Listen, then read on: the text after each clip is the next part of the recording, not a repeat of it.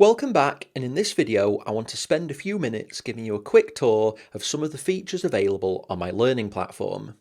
Now this is the main screen that you're going to see before you enrol in any courses. This is the main part of the website allowing you to pay and enrol in any of the courses or bundles that I have available. What's going to be more familiar is this view. This is what the site looks like when you've logged into an account which has some courses registered against it.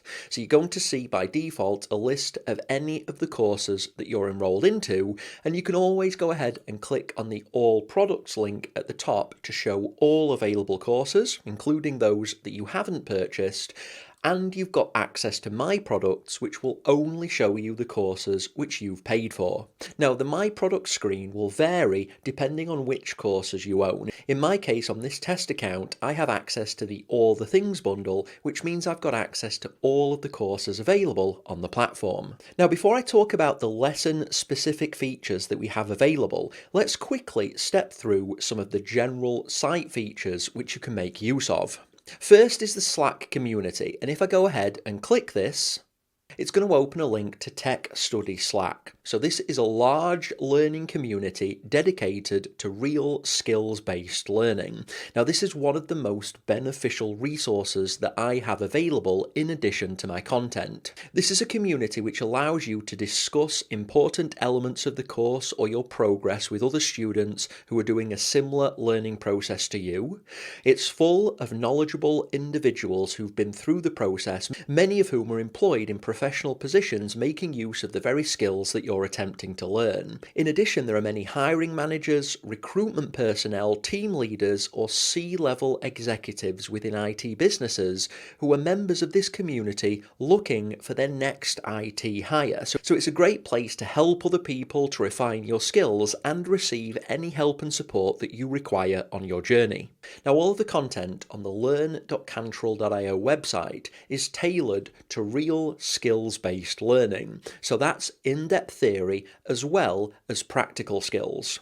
Now, in addition to my courses, I maintain a free GitHub repository which contains mini projects involving AWS and associated technologies. So you can access these by clicking on the Labs link.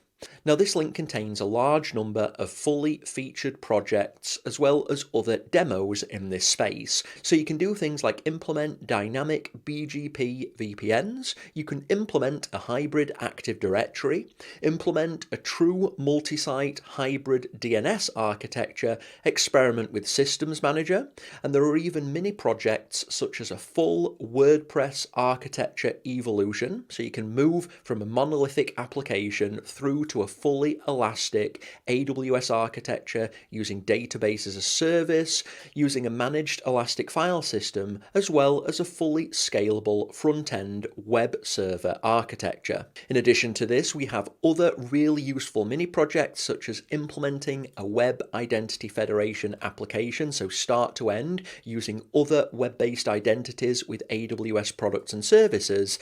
And the last one that I always recommend is the Pet Cuddletron, which is a serverless reminder application. So in all of these mini projects will really help develop and refine your practical skills as part of the theory that you'll learn within my AWS courses. Now, in addition to the Tech Study Slack community, which is designed for real-time discussions, we also have a web-based discussion forums. You can access that by clicking on the More menu and then clicking on Forums.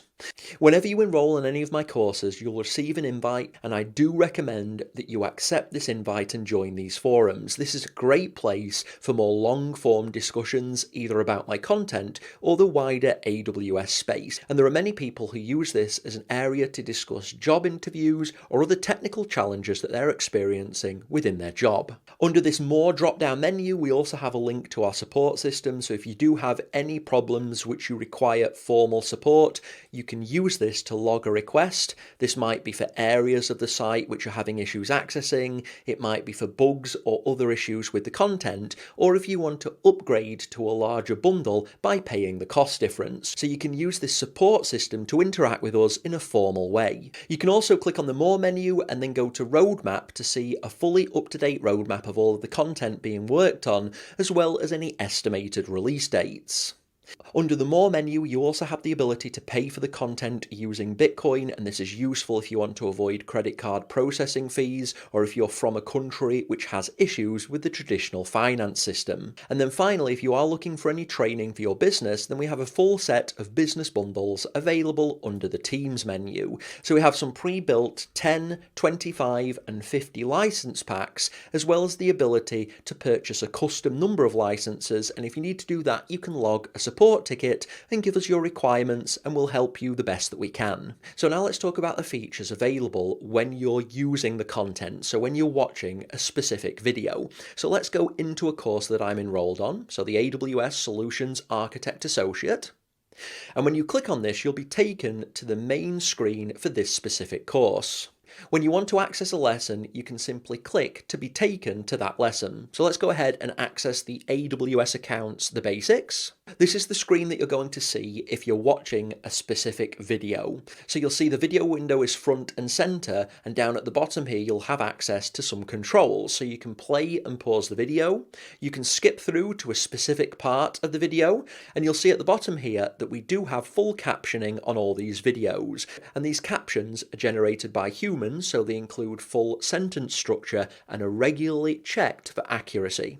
Now you can select between all of the available captions at the bottom. I currently have English across my full range of lessons, and I'm in the process of rolling out Spanish captions across my entire content set. You've also got access to this settings button, so if I click this, you'll be able to select the speed of the video. Now I design my videos to appeal to the widest range of students possible, and so generally 1x is designed for newcomers to the technology.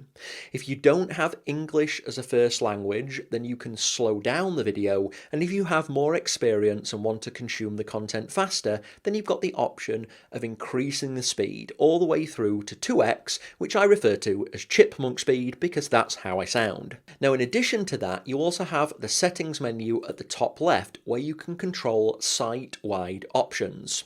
The first is autoplay, and this means that once a video has completed, it moves on to the next. And we also have the default speed settings at the bottom, and this option in the middle, autocomplete. Now this is really important. When you finish watching a video, by default, you don't complete that lesson. When you're on a video, you're given the option to formally complete and continue to the next lesson. And when you click this button, it completes this specific video. So this flags the video as being completed and finished. Now this isn't an automatic process. You have the ability to click on this settings menu and change this to autocomplete, which means the act of watching the video, so once you finish watching it, it will auto-complete that video. So that's something that's important because your progress is tracked at the top here, and if you want this process to be automatic, so once you've finished watching a video that it's completed automatically by the system, it's important to toggle this option. However, some students like to have to explicitly set a video as complete because many students watch a video multiple times until they're 100% comfortable with the topics. So you've got the option here of either manually having to complete and continue or setting it so it auto-completes a video once you've finished. Now in addition, one last item that I want to talk about are your profile options. If you click your profile icon at the top right, it's here where you can edit your profile. We don't use a subscription model, so you won't see anything in the subscription menu. You can add or change your credit card by clicking on this option, change your address, or you can initiate a contact from this menu. Now generally we don't recommend using this. It might take a few more days for us to get back to you. We much prefer that you use the formal ticketing system, but this does get checked, so if you do have a quick question that you want to ask, feel free to use this contact form. But at this point, that's everything that I wanted to cover about the features available on this site. Thanks for watching, go and complete this video, and when you're ready, we can move on.